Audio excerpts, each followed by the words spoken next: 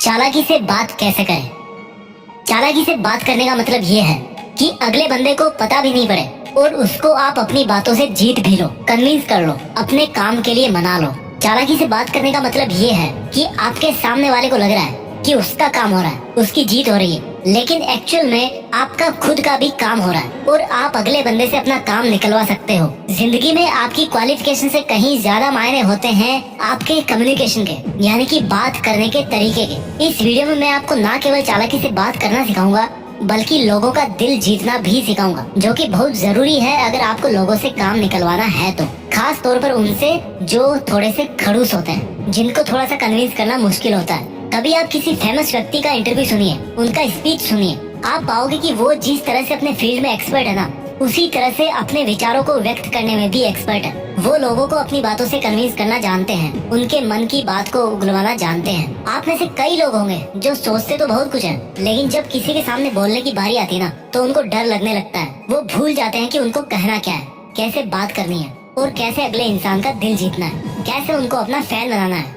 मेरी बातों को ध्यान से समझिए आप। देखिए, इस दुनिया का सबसे ताकतवर हथियार है शब्द, चाहे वो लिखे हुए शब्द हो या फिर जुबान से निकले हुए शब्द। शब्द ऐसा हथियार है जिनको अगर सही तरीके से, सही समय पर और सही तरह से सही इंसान पर यूज करना सीख गए तो आपकी जिंदगी तो क्या, पूरी दुनिया बदली जा सकती है। शब्द चाहे तो फूल की तरह हो सकते हैं या चाहे तो तीर की तरह भी हो सकते हैं। कई बार शब्द घावों को भर देते हैं तो कई बार घाव दे भी जाते हैं। इस वीडियो में हम बात करेंगे कन्वर्सेशन के बारे में। बातचीत कैसे करें, लोगों को कन्विंस कैसे करें अपनी बातों से, या कह लो कि चालाकी से बात कैसे करें। देखिए, शब्द तीर की तरह होते हैं जिसको चलाने से पहले आपको 3 बार सोचना चाहिए कि तीर मैं किस पे छोड़ रहा हूँ, क्यों छोड़ रहा हूँ और इसका क्या नतीजा निकलने वाला है। ऊपर वाले ने 2 कान और 1 मुंह इसलिए दिया है कि आप सुने ज्यादा और बोले आधा। ऊपर वाले ने 2 हाथ और 1 मुंह इसलिए दिया है ताकि आप काम करके प्रूव करें, ना कि बोल के। ऊपर वाले ने 2 पैर और 1 मुंह इसलिए दिए हैं क्योंकि आप मुश्किल से मुश्किल वक्त में भी चुप रहें और अपने रास्ते पर कदम बढ़ाते रहें। ऊपर वाले ने 2 कंधे और 1 मुंह इसलिए दिया है ताकि आप मुंह से बोले बिना अपनी जिम्मेदारी उठा सकें। चलो अब चालाकी से बात करना सीखते हैं, लेकिन ये बात याद रखना कि चालाकी से बात करने का मतलब ये नहीं है कि आप स्वार्थी बन जाओ और किसी का गलत फायदा उठाओ। So let's start. यहाँ पर मैं आपको 5 टिप बताने वाला हूँ जिनको आप ध्यान से सुनिए। टिप नंबर 1, अगले बंदे से कनेक्ट होइए। दुनिया में क्या होता है, मैं सबकी बात नहीं कर रहा, बट मेजॉरिटी ऑफ पीपल जब वो कहीं पे बात कर रहे होते हैं तो हर चीज को पर्सनली लेने लगते हैं, केवल अपनी ही बोलते रहते हैं, दूसरों की सुनना तो भूल ही जाते हैं। वो भूल जाते हैं कि एक सक्सेसफुल कन्वर्सेशन की शुरुआत होती है सुनने से। भागवत गीता की शुरुआत में श्री कृष्ण ने ज्यादा कुछ नहीं बोला, अर्जुन ही विलाप करते रहे, अपने मन की व्यथा को व्यक्त करते रहे और भगवान चुपचाप सुनते रहे, क्योंकि भगवान तो अखिल भगवान है। वो चाहते थे कि अगर मुझे श्री भागवत गीता ज्ञान देना है, अर्जुन को सुनाना है, समझाना है, युद्ध के लिए कन्विंस करना है, तो पहले मुझे अर्जुन के मन की पूरी बात सुननी और जाननी पड़ेगी। क्योंकि किसी से बातचीत में कनेक्ट करने के लिए सुनना बहुत जरूरी है। आप सुनिए कि अगला बंदा उस मूड में भी है क्या, जिस तरह की बात आप उससे करना चाह रहे हो या करने वाले हो।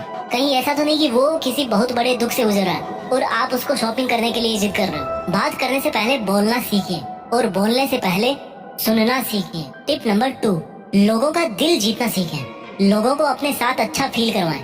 अगर आपको किसी से अपना काम निकलवाना है तो अगर उसकी थोड़ी सी बड़ाई कर दोगे तो आपका कुछ नहीं बिगड़ने वाला, क्योंकि बड़ाई किसको अच्छी नहीं लगती। लेकिन बड़ाई करते टाइम कहीं ऐसा ना हो कि अगले बंदे को ऐसा लगे कि आप उसका मजाक कर रहे हो या जबरदस्ती बड़ाई कर रहे हो, क्योंकि अगर ऐसा होगा तो आपका काम और बिगड़ जाएगा। जैसे मान लो अगले बंदे ने ब्लू कलर का जैकेट पहन रखा और आपने उसको बोल दिया कि भाई वाह क्या मस्त जैकेट पहन रखा है तूने, तो हो सकता है वो इतना इम्प्रेस ना हो जितना ये सुनने पे होता कि भाई आज तो बहुत जम रहा है यार, क्या बात है, क्या इरादा है तेरा।